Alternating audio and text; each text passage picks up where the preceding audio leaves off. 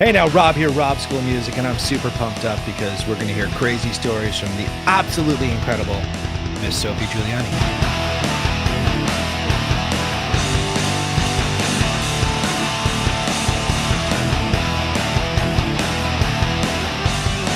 Welcome. Thank you. Thank you for having me. Appreciate it. 100%.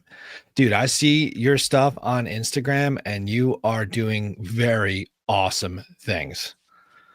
Thank you. Yeah. I Yeah. keep up So, that. 100%. Yeah. Like, we're going to have fun here. Don't worry. It's going to be great. So basically my story is, brick and mortar music school, about 40 minutes outside of New York City. And then when the pandemic shut the world down, I started doing these interviews with all of the musicians that would be willing to speak with me basically. And I got to talk to some really, really incredible people, including yourself, just giving a platform for people to, learn from people living the life that we all hope we get to live one day through music. So the first question I like to ask is, was there an experience, a record, a song, a concert, something that you saw, in your childhood and you're like, that's what I want to do with my life? Honestly, I had a my parents have great taste in music and I grew up listening to a lot of cool stuff, but that wasn't really what hit. I started guitar around 11 and it wasn't long after that I was gifted a DVD of Crossroads. I believe it was like 2010. Um, I already knew players like Eric Clapton and like Derek Trucks. I was just like getting into them, and I think that was the main purpose of watching it. But the thing that actually really stood out to me was John Mayer. I had listened to his music growing up as well, but I wasn't aware that he was such a ripper player, and he was there with the trio, and that was just one moment that sort of took me down a whole different path. Like I got really into gear. I got obsessed with Where the Light Is, 2008, that Yes. DVD. And so it just started this whole channel of inspiration, I guess, and opened up a lot of, just made me realize the possibilities of music. And I was like, wow, this is what you can do with it. And when you go down the John Mayer rabbit hole, you see that he studied at Berkeley. I know it wasn't very long, but it just had all these ideas floating around my head, and it was a bit of a change in direction for me. It was like that's what I want to do, type of thing. That's awesome. From that point, how long did it take before you like put a band together and started jamming with people and got that going? Not I never really got the chance to do that. Growing up in a small country town in Australia, there wasn't too much. I did a few little things with school, but I never really met people that had the same sort of drive as me, and it was sort of hard to get anything together. So I ended up using social media more as my outsource. I like set up a little home studio and would record and just put little things on Instagram back when it was like the 15-second videos. So it Mhm. was never really like I didn't grow up like jamming with people. I wish I did. I wish I had the cool stories, but it was a lot of just me in my bedroom with my dog. Dude, I love that though, because Yeah.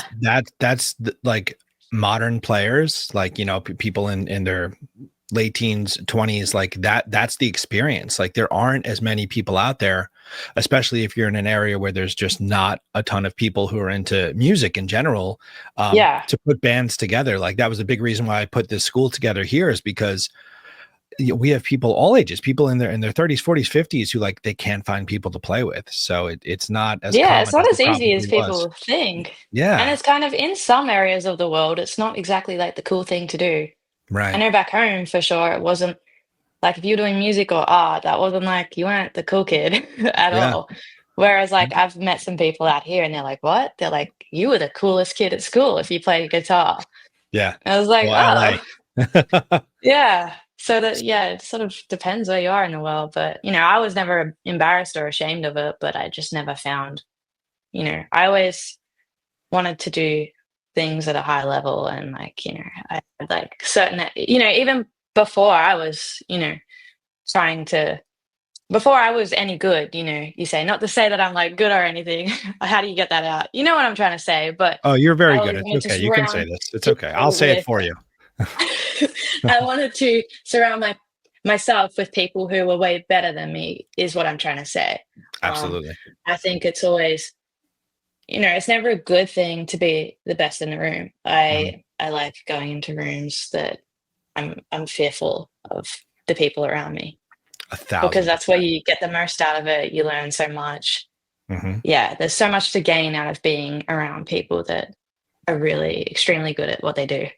Yeah, I couldn't agree more. I nearly every band I've ever put together or been in since the beginning of my journey, I've always been the least talented guy in the room, and I love that because it pushes you to be better and grow. So absolutely. Absolutely. Yeah, I agree with you.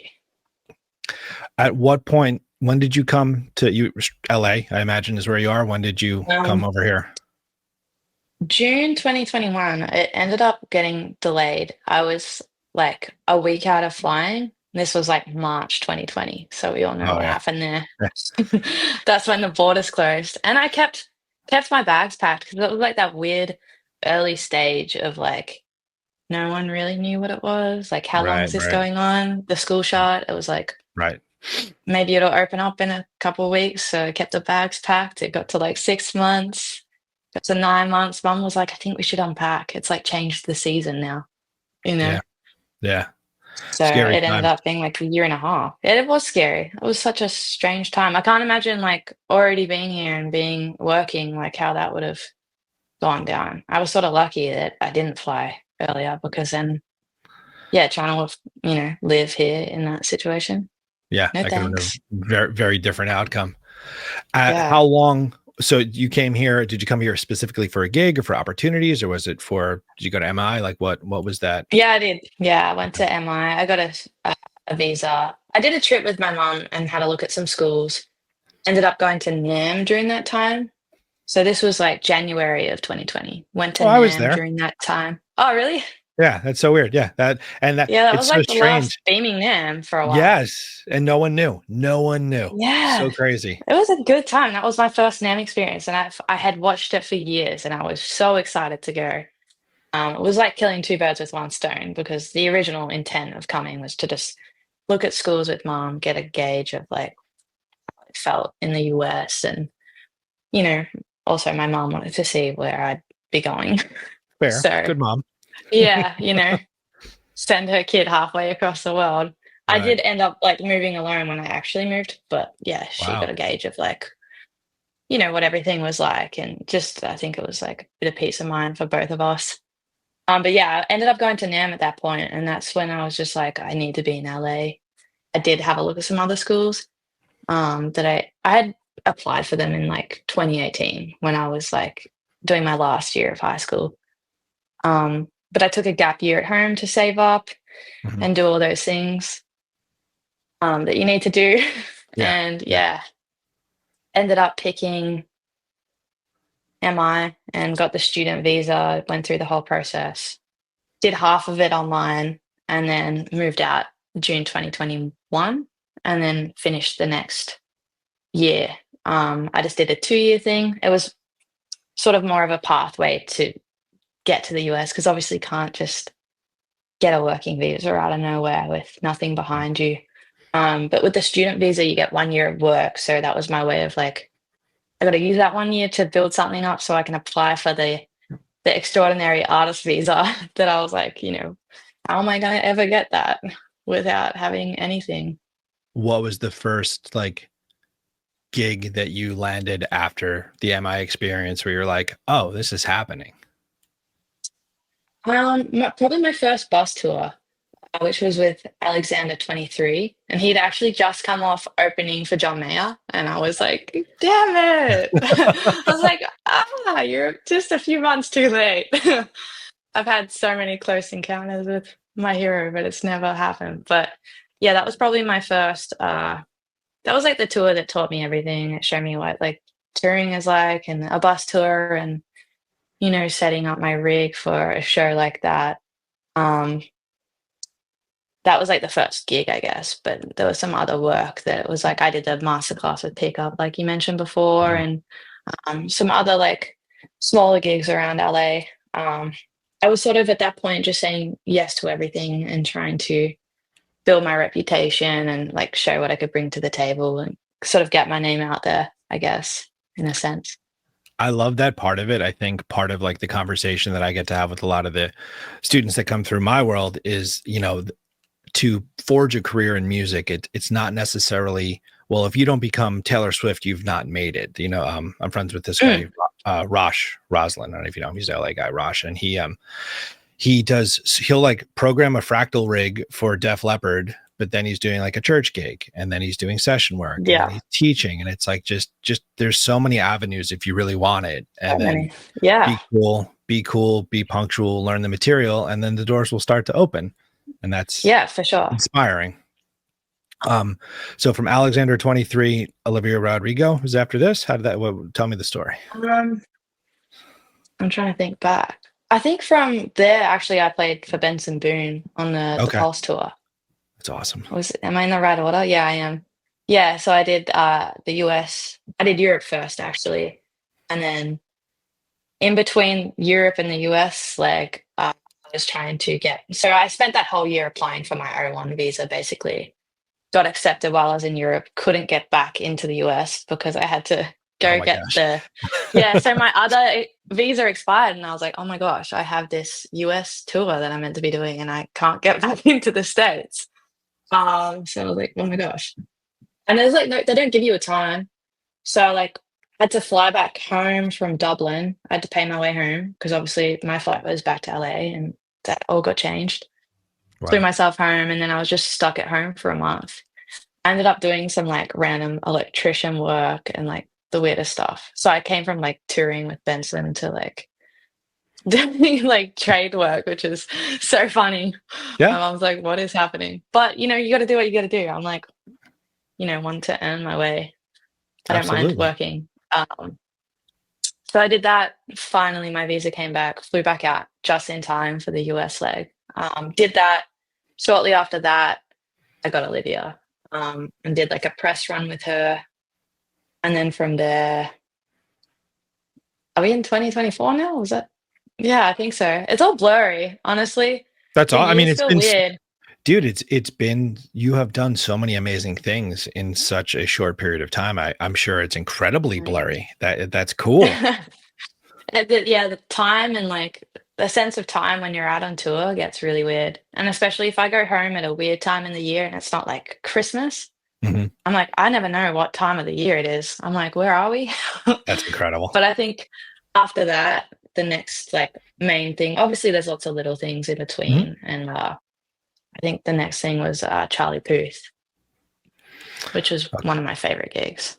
Yes, that's when you came on my radar, and then I went backwards and saw the other things. I had interviewed Ariana Powell, and she did she was with, I don't know, was it at the same time as you, or before you, or after you, I don't know, but she was with Olivia Rodrigo for a while.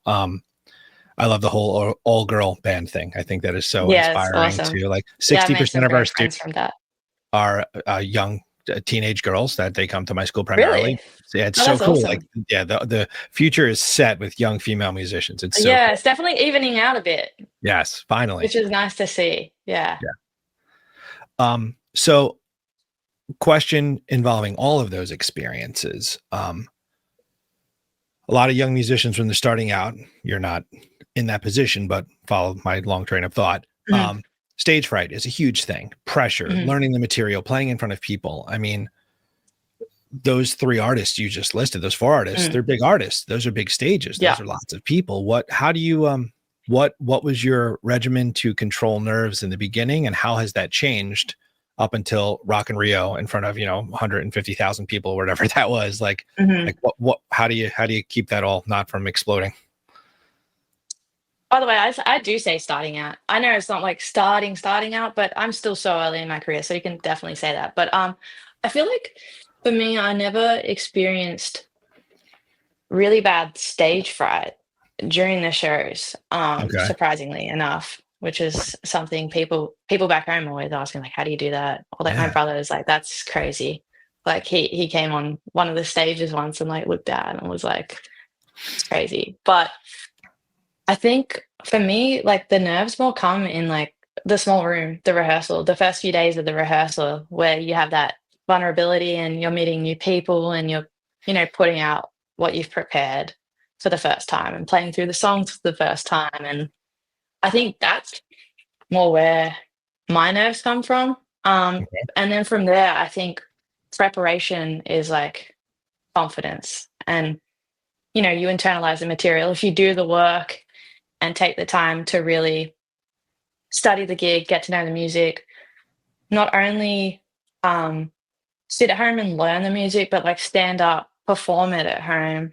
So Yes. you're in that, like, imagine you're there instead of like, if you're just sitting on a chair playing through the set and hitting the switches, that's not really going to translate to when you're out on the stage with like, 100,000 people and you need to move and like you are expected to bring energy and perform. I think that's a really important thing to do. And also, like, I always stand a lot at home too because we sit too much. Mhm. We all, Mhm. end up doing that. So I think it's important to try like have a balance. Obviously, things feel different when you stand as well. So I think a lot of it and avoiding that just comes from, yeah, the preparation process and putting in everything so that you don't feel nervous. I think nerves and like stage fright can not saying it doesn't come from the sea of people. Thankfully, I don't experience that. I'm sure there's people who do. But I think one tip I would say is like making sure you really know the music and you know what you're doing because it's not going to help if you're out there and you're worried about things. Yeah. So 100%. I couldn't agree more. The advice I try and give 15, 16-year-old person doing it for the very first time is it's already over. It's already happened. Because if you yeah, learn the material, it's going to be great. And if you didn't learn it, nothing's going to change it. So just do the best you can in the yeah. moment. What is your process for like with the Charlie Puth gig? Like you get the set list. Do you chart stuff out? Do you just listen and listen and memorize? How do you get all those songs in your head? Yeah, so I will get the set list. I'll usually the first thing I'll do is like listen through everything, um, take a note, like make the order of the set list, and then write notes next to them and sort of organize them from like a priority song to depending on like importance. Sometimes it's like, okay, this is a hit, this is really important, or this has got like a challenging part, or like this is going to take a while because I need to dial in some tones that are a little strange. So I sort of just try organize the way I want to approach learning them, um, taking notes on each of them, um, and organizing my brain before I even start. And then I will like a lot of it's you're not given. Obviously, some people think that you might be given sheets of music. I've yet Uh, to experience that, no. so it's a lot of ear. Um, Depending on the gig, you're to send the tracks. You're not. Some gigs you might get lucky and get the isolated you know, guitar track, but Mhm. most of the times you're not. So um, then it's just going through the set and learning each song, learning every part you can hear. Even I think it's important to like learn what the other instruments are doing as well. The keys might be doing something and they might throw it at you in the room and be like, can you comp that keys part as well? And it's a lot more stressful in the room if you haven't sort of listened to that ever or even touched on it. So I just try and make notes of everything. Obviously, learn the main guitar parts. Um, Right.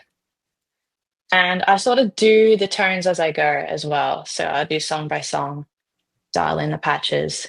And then once I've done it all, I will go back and refine while I'm like internalizing it and memorizing it. So What do I you guess use? there's a pretty structure to it. Fractal, Kemper, Quad Cortex? Actually, quad cortex, yeah. I've got a Helix as well, but the quad's been my main for like the last 2 years. Yeah. What I about love you? so I use an FM9 for most of my gigs, Fractal. But when I need to fly somewhere, I'll take the Quad Cortex because it's smaller and it fits Okay, in the little nice. the tick thing on the mono Yeah, bag, and I can it's just put it. nice. Yeah. I'm curious about the fractals. I get bad gear itch. Um, I'm I'm gonna I'm gonna send you this guy, Rush. If you don't know Rush, Rush is the Fractal guy in LA, and he knows everything there is to know. Like he fuzzy. programs my stuff. Like we go on Zoom and then we talk on the phone, and then he controls my screen via like the screen control on Zoom and dials in all the Yeah, patches while he's listening. And that's it's so it's sick. it, it's it's a whole I love business on that. itself. It's so cool. Yeah, It it's is. it's There's a fun. real art to it. I think sometimes people think like they just plug a modeler in and they're like, oh, it doesn't sound as good. But it's like Right. there's But a bit of working. an art to make it. You got to spend time with it and get to Yeah. know it. And it's like, And yeah, I think it's an unfair expectation because I mean, if you flip on a tube amp, okay, is it a 100 rod yeah, amp? How loud do you have to make it to get to the sweet spot? Where's the headroom? You're gonna have yeah, to mess with the mids and the highs. Like it's nothing is yeah, just on and good. You got to work it. So yeah, yeah, modelers get a bad name, but for live, it's the perfect tool because it's the same every time. yeah. There's no, Oh, yeah. yeah, When you're is there a click in your ear the whole time? Is there like the like bridge yeah, chorus? Like yeah. what was it like getting used to that? Because I know some people who hate it and some people who will never go back to just live in the room. Um, I never felt like there was a big adaptation. Because half the time I'll learn the set list without it even being there. And Mhm. sometimes when you go into rehearsals, there'll just be a click. And some gigs add in the like slates with the bridge, the chorus. Um, Not every gig. There wasn't never really, it's nice having it there though. I think that's another thing that can help with the whole stage fright thing. You know, you have this little reminder, even though if you've internalized it, memorized it, you know what's going on. But sometimes things are happening in shows as you never know. Every show is different. Right. It can be, yeah, it can be. Sorry, I thought that was a fly. I was like, what is that? It's okay. It's okay. I I'm think there's looking a at bit my of questions feedback. to the side. If you see me Um, look over here, I'm looking at notes. so yeah, there was never like it wasn't. It's never. You know, I post them in mixes. Sometimes people are like, oh, that's so distracting, or like, you have a drummer, that's to keep time. But you know, um, it's just how shows are now. There's not Right. many. I haven't experienced like a modern pop show without it. Yeah. So yeah, there was never really an adaptation, and I quite like it. But at the same time, I love, you know, a lot of the time with these bands that I'm in, we'll spend time at soundcheck just jamming, and that's also fun. It's not like they don't have the ability to do that. It's Right. just, yeah, it's the professionalism and the expectation of shows these days. So, and the capabilities with programming and having those tools, you can really create things that you kind of wouldn't be able to without Mhm. it. So I think there's an art to that as well. There's an art to everything, but I think Completely it's agree. really cool watching someone build a show from like a session and add little things. And if you're doing like the hits and like little arrangements within songs, I think it's important to have the count-ins and the slates. Obviously every gig's different. Not songs Some songs are played as record, and then some you're doing something special to elevate like a live experience. And in that case, I think it's essential to have those slates and count-ins, and I am definitely like in tune to it and listening for it during the show. So Uh, Makes sense. yeah. It totally does. How did the how did you get from one gig to the next? Is it like an MD recommends you? Is there auditions? Like these are all big artists again, like the Charlie Puth Yeah. one, like that's, not to minimize Olivia Rodrigo, all of them. Those are four very Yeah. big people that are currently on, your resume. What was your journey from one to the next? I think from just saying yes in that first year was really crucial. Just saying yes to everything, building a reputation, getting to know people and them knowing who you are as a person, because obviously it's one thing being good, but who you are and what energy you bring to the room is the thing that's going to keep you in the room. And I think it's really important to bring a positive energy and be easy to work with. So that first year was crucial to like, you know, getting to know people and saying yes to the things that, you know, maybe you're like, oh, the pay is not great and it's not worth it. But some things are really worth it in the sense that it's going to lead to something else. So I guess you have to look at it not always for how much it pays, or if it's worth your time, or if it's out of your way, or if it's a huge set, or if it's music you don't like. You have to be open to all of that. But yeah, it was just kind of a snowball effect. And I guess people would recommend me. And sometimes I don't even know how I would, you know, who recommended me, but I would get a phone call or an email. And then it would lead to not so much, I think auditions are kind of fading out a lot, especially if you've already, you know, built your reputation and people know, you know, how you play. Mhm. But there's still a lot of like getting to know the artist, or like having almost like an interview or like a Zoom call and like talking to them and getting a vibe, or them asking questions about, you know, what you like about your instrument and like, you know, just different things. So I haven't Yeah. had to do the audition thing really, which that would probably be a huge stage fright situation for me.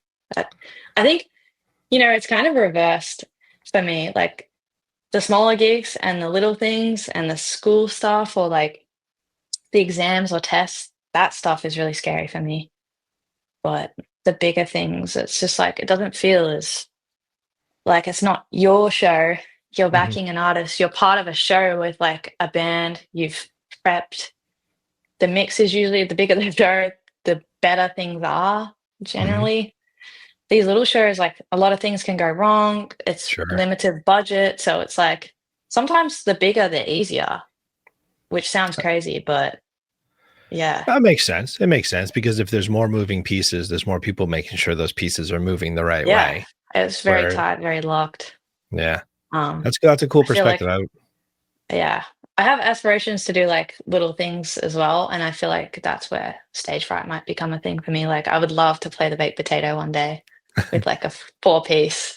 But I feel like that for me would be terrifying. I would you be really nervous, which is just you so would kill funny it. to It'd be great. It'd be awesome. I think the big stuff prepares for the small stuff in its own way, though, because when it's such a well-oiled machine, those yeah. expectations of all the pieces train the pieces to know what you need to do no matter what situation you're in. Hmm. For sure. What is what's like a day in the life when you're on the road? Like, Oh, yeah. that differs. Okay. I Give me a feel few like it's examples. hard to get into depending on the tour, obviously. Every tour has been so different. I've had like fly date tours, I've had bus tours, I've had van tours. The Mhm. van was hard because you're driving like up to 8 hours or more and then playing a show. That's not fun. Getting Mhm. up really early and then trying to get there for sound check at like 3 p.m. or 4 p.m. It's not fun. Mhm. Um, but I do try to like stay fit. I try to eat healthy. On my the tour with Charlie was in Asia and I did a lot of like sightseeing. I really love Asia. I love the food. I love the culture. I did a lot of like sightseeing and made use of my off days. That's cool. Um, so I do always like a lot of the time. I'm still new to this, so when I'm touring, a lot of the time it can be my first time in a place. So I'm wanting to like see the landmarks or see a few things. Um, and Yeah, I do prioritize if I'm, like, really tired or not feeling well, I will always prioritize, getting rest and trying to stay healthy because once you sort of get sick, it can be hard to get out of that on tour, and I do Mhm. prioritize my work and the show before any, like, things that, aren't related to that, like going to see things. But that is one perk of it, like, it was always my dream to see the world through music, and it's rewarding when you get to go and spend some time in a new country or city and see things. So It's yeah, amazing. I do Yeah. also try practice a lot, but you don't always get access to your guitars. Like it can be in cargo, flying to the next country. Some gigs don't want you bringing them on the plane, so they actually ask. The bus, it can be hard to like whip out a guitar when everyone's trying to rest, and then you're in the you're in the lounge taking up a huge bit of space, and you've got your Right. laptop and your interface. So it just depends. I do a lot of like playing and practice in the hotel rooms or the gap between like sound check and the show. But I do miss playing a lot when I'm out on the road because my day to day life when I'm home is pretty much just guitar all day. So Oh, really? That's amazing. yeah, it's a So complete like contrast. an at home day, like is it literally like wake up, breakfast, guitar, lunch, guitar, dinner, Netflix? Yeah, That's awesome. pretty much. I a day in the life would be like, yeah, wake up. I do a lot of like I like keeping fit at the gym. I don't have a car, so I'm also walking a lot of places that can take time sometimes. Um, I like clean eating at home and like cooking for myself. Um, I always stop when my mom wakes up. I talk to my mom every day. I love Um, I usually make coffee and I'll like stop when because of the time zone difference. She always it. gets up like I think 2 p.m. is like 7 a.m. back home. Oh wow. So yeah, it just changed. So it's like a day ahead. But I just think of it as like 7 hours. So Uh-huh. yeah, I'm always like waiting for mom to get up. I'm really close with my family. I love my family. So that's something that I spend a lot of time like calling them. Even my grandparents, I call them pretty frequently. But yeah, I'll call my family and then I'll go back to practicing, whether that's, especially coming off tour, I feel like I need to. I like have this urgency, but usually as soon as I get back, I'm like overwhelmed and I do too many things at once. But, it's just nice to get all the gear back in one place and be able to like spend time playing what you want to play. Mhm. Um, yeah, that's basically a day in my life. I love that. I love the family part. Big Italian family here, so like that's a big. I Yeah, get you that. get it. Yeah, You get it. 100%. Like my dad calls me every day, twice a day, and if I miss one of those calls, the guilt that is thrown at me for not getting that Yeah. call, not worth it. I can imagine. um, That's nice. I guess so the very last thing I'm going to do is like a rapid fire thing, but we'll get there in a Yeah, yeah. second. Your own music. What are your plans with that? I really hope to release something one day. I'm actually one of the main things I've been working on is just like hitting record when I'm practicing and like setting a time Cool. aside to just play and try like come up with some ideas. I have a friend back home that drums and obviously with both of our work it's sometimes hard, but I'm gradually trying to write some things and hopefully in the next year, I don't want to give a timeline because, Yeah. a tour comes up and boom, you're out. You got to also make money. Hmm. And that hasn't felt like, I can't just stop and write an album like with no income. It's not, but yeah, trying to do it slowly as I go, like an EP or something, because I have, Yeah. I would love to like have those things sort of account to the other goals I have, like having maybe a signature like pedal one day or something. I feel Cool. like that would be really cool. I love gear, so it would be cool to like collaborate with someone one day and like have a pedal just I because feel it's like a little dream of mine. I feel like you're completely on your way for all of those things. Like I But feel like yeah, it's hard to like I don't know, I'm still trying to figure out my voice. I like so many different I just love guitar in general, so I'm trying to find all the things that I love about it and bring it into something that sounds like me, I guess. Um, that's a work in progress, obviously. I'm consistently like downloading and offloading Mhm. artists' playlists and sets for different shows, and in between them, I'm trying to channel inspiration to, you know, draft something. It'll happen. It'll Yeah, happen. It'll be awesome. And all these hope so. experiences will connect to it. Yeah. Well, loving gear is the perfect segue to my this or that rapid fire bit of Oh my the show gosh, here. I So feel like all I'm this scared of is this. I'm well, so yeah, indecisive. no, you must pick. So basically, I'm going to list a series of this or that questions. The answer to almost all of them, truthfully, is both, but that's not any fun. So in the Okay, moment, try and pick one. You don't have to defend your answer. You could go on a I'm tangent just about gonna do things. it. All right, I got it. Ready? Boom. First one: humbucker or single coil pickup? That's awful. Terrible. That's First one. awful. Yep. Yep. I gotta go. Oh no. Okay, single coil. No, though. You need the hum. Okay, single coil. I'm just gonna go Okay. with it. Okay. Um, uh, if you were to grab a traditional American of the big brand guitars, Les Paul or Strat? Oh, this is so cruel. I'm gonna It say gets strap. worse. Okay. Right. Single coil. Staying with that. Okay. Um, on your Strat, do you want a tremolo or a Floyd Rose of some kind, or just Similar. or okay, okay, 22 or 24 frets? 22. Okay. If you're grabbing your guitar pick, is it thin pick or medium or heavy? It's specific. I guess it's heavy, Okay. but I use these Uh, religiously. It's a Rumbo Diamond. I Oh, with a always little tell people point. about these. Yeah, it's Yes. kind of got a point. It's like beveled though, and I love them. It's like the first thing I put on my rider. I'm like, I need an order of these for tour.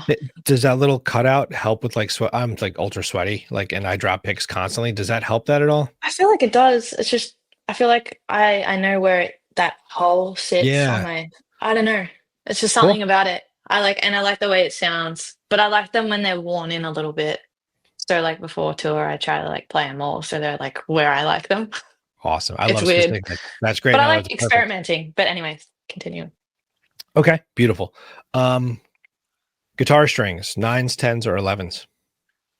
Ends. Okay. Um, oh, we didn't even go. Well, I'm going to pivot for a sec. So, like, what's your Mhm. go-to guitar? Like when you're on a gig, a Strat, or Ooh. what do you?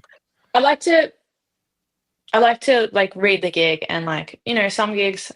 Um, Actually, I did this gig we haven't even mentioned, Mayor Hawthorne, one of my favorite gigs. I think Oh that yeah. one actually led to Charlie. But like, I think an important thing is like reading the gig and knowing, like making decisions based on the gig. So that one, obviously, I wasn't going to use a really modern guitar because it felt like I took a 335 and what did I take? I took like the Willows back there. But my go-to depends. It depends. Um, but if I had to take one, I've been using my Fiore a lot lately because it's just really versatile. It's light. Things That's feel comfortable to the white play. one over my They are shoulder. so great. How That's great are it. they?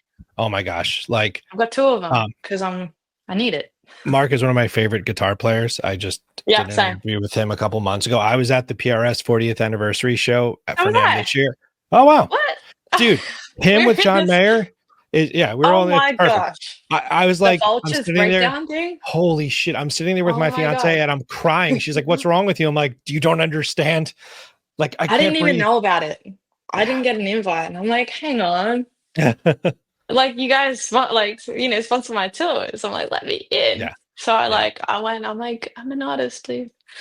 Yeah. PRS is really I good. was I've like, had as a soon as relationship with them since like '07. They're really good to they are everyone. really good. Yeah. I'm glad we're on the same page with that. We have things in Absolutely. Yeah. common. I And I'm rented glad that. you I'm like, experienced that night. That was one of oh, those unforgettable dude. moments. Yeah. Yeah. I have chills now That was like talking about it. reliving the Crossroads thing over again for me, but in real life and Yeah. with Lethierry. Like Oh my gosh. that was Ugh. like that's why I do this. There we go. Yeah. All right. All right. Cool. So all right, I could go. We could talk about that for the rest of the day.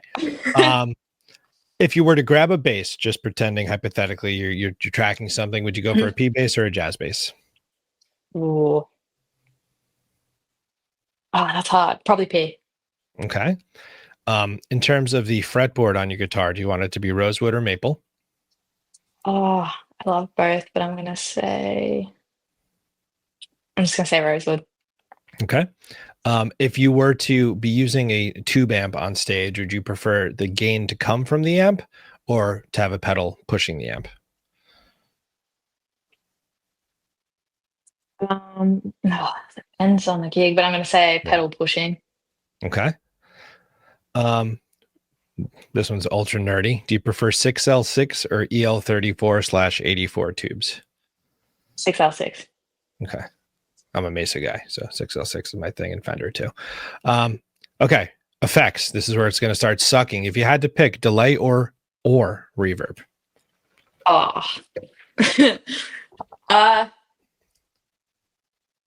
does if I say reverb, like if I say delay, do I still get the reverb on the amps? You found the loophole. Yes. Delay. Yeah, technically, yeah. If you were to use a pedal to drive the amp, would you prefer a fuzz pedal or an overdrive pedal? Overdrive. Okay. Phaser or chorus? Chorus. Okay. Wah pedal or whammy pedal? Oh, They're very different. That's a rough one. That they are needs some. very different. But I actually, what was it? I heard a whammy the other day and I was like, I need a whammy. I don't have one. I'm gonna say wah because I use wahs more, but Okay. I want a whammy pedal. I can't remember the reason. I saw something, I'm like, I need one now. But Yeah. So on the fractal I use, I have two expression pedals, and one's always a wah, one's always a whammy, so I never have to choose. It's beautiful. that's nice. Yeah, I cheating, always but use two expressions too. I like that. I like your taste. You have taste. Yeah, that feels Great great. minds Thank you. think alike. Absolutely, dude. 100%. Okay, now it's bands, and now it's going to suck the hardest. And I apologize, Okay. but if you had to pick, is it the Beatles or the Rolling Stones? Beatles. Okay. Is it John or is it Paul? It's really George, Paul. but we're Paul. Paul. I'm gonna I say think Paul. Paul too. I think if I hung out with John Lennon, we would argue. I don't know, like Paul just seems You more see it? chill. I don't know, like first of all, like I together can't they're the imagine you super. getting in an argument. Yeah, What do yeah. you reckon you'd argue about? I don't know. Like something music related? I just feel like he puts off the vibe, especially like Mm. towards the third part of his experience, that like he would be antagonistic just for the heck of it. Maybe, yeah. But I don't know. That's just in my head. That's probably not even a real thing altogether. David Bowie or Bob Dylan? Bob Dylan. Okay. Did you see the movie? Yeah. Wait, did I? It's the one with the. No, I don't. No. I haven't seen it. I'm thinking of something else. There was another movie I've seen. I'm not a movie watcher So there's like at this all. new Timothy Chalamet played Bob Dylan. And Yeah, everyone's that's saying right. It's I've seen fucking like amazing. I've seen the Queen one, I think. Yeah, that was That's what I good was too. thinking of. Yeah. Yeah, I haven't seen the Bob Dylan one yet. I'm not a big movie person. Okay. I'm like That's fine. YouTube. I don't even have subscriptions to anything. It's terrible. Really? Sometimes I just raw dog my flights. I won't even watch it. That's all good. That's fine. Bored. I'm showing my age here, where I'm like, oh, you see movies? No. Zeppelin or Floyd?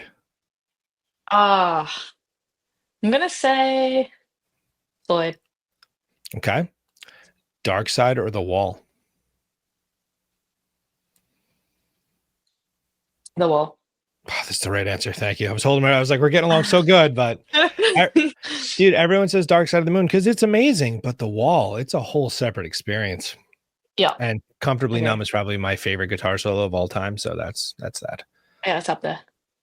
Two more for you: Pearl Jam or Nirvana? I'm gonna say Pearl Jam. Oh my gosh, yes. No one ever says The Wall and Pearl Jam back to back. Yes, okay. And the last one, we're in Van Halen land. Is it Sammy Hagar or David Lee Roth? Oh, I'm gonna say David. Okay, that's the right answer too. Sammy Hagar may have been the better vocalist, but David Lee Roth is the better David Lee Roth. Therefore, he wins. It's David Lee Roth. Yeah. Dude, that's my show. Thank you so much for your time. You've been awesome. Thank you. Thank you. I appreciate it. That was fun. Totally. Honestly, I get more nervous for stuff like this than a show. So you're great. It was great. you made it comfortable. Thank you. I'm I not try. the best talker. Dude, in real life, I'm the shyest, most awkward human being. So like stuff like this is where I can just talk freely. So I'm glad that you felt comfortable to do that. And I guess maybe we'll cross paths at the next NAMM show. I know. We'll have to keep an eye out this time. Absolutely. We've been at so many of the same things. So yeah. Meant to be. Okay. Awesome. Well, have a great spring, a great summer. Any tours coming up? I didn't even ask that. What's next? Not ones that I'm allowed to talk about yet. I'm sorry, not unreleased, unannounced. All right. I look forward to seeing it on social media. Thanks. Awesome. I appreciate it.